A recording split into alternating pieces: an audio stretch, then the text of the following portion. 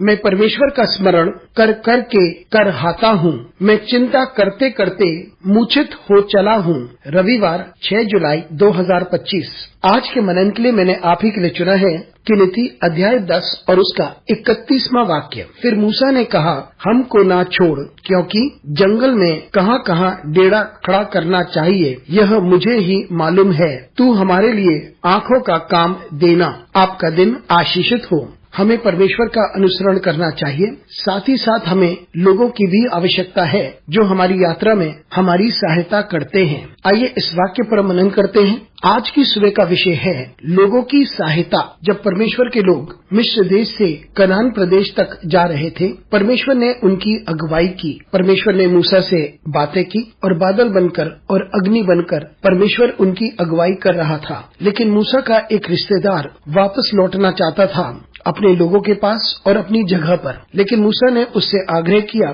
कि वह उसके साथ चले जब वे वाचा की जमीन की यात्रा पे था। लेकिन वह तो वापस लौटना चाहता था। लेकिन मूसा ने आग्रह किया और उससे कहा, क्योंकि वह उस गोत्र से है जो इस जगह को अच्छी तरह पहचानता है, तो उसको अच्छा ज्ञान होगा कि तंबू कहाँ डाले जाएं। परमेश्वर उनकी अगुवाई कर रहा था, लेकिन यह भी जरूरी था कि कोई उनकी मदद करे ताकि वह तंबू को सही जगह पर डाल सके। तब मूसा ने ये आग्रह किया कि रूएल का पुत्र उनके साथ बना रहे और उसने मूसा की बात मान ली। मित्रों, जिंदगी की इस यात्रा में हम परमेश्वर का अनुसरण करें। साथ ही साथ हमें लोगों की आवश्यकता होती है कि वो हमारी सहायता करें। जब हम इस पृथ्वी पर चलते हैं, हम अपने तंबुओं को सही जगह पर डालें और हमें उन लोगों की आवश्यकता है जो इन जगहों को भली भांति जानते हैं। हम इतने अच्छे नहीं हो सकते हैं क्योंकि हमने ऐसी यात्रा नहीं की है, लेकिन वे लोग जो इस क्षेत्र में निपुण हैं, वो हमारी सहायता करते हैं कि हम ऐसी परिस्थितियों में आगे बढ़ते जाएं। इसलिए हमें लोगों की सहायता की आवश्यकता है।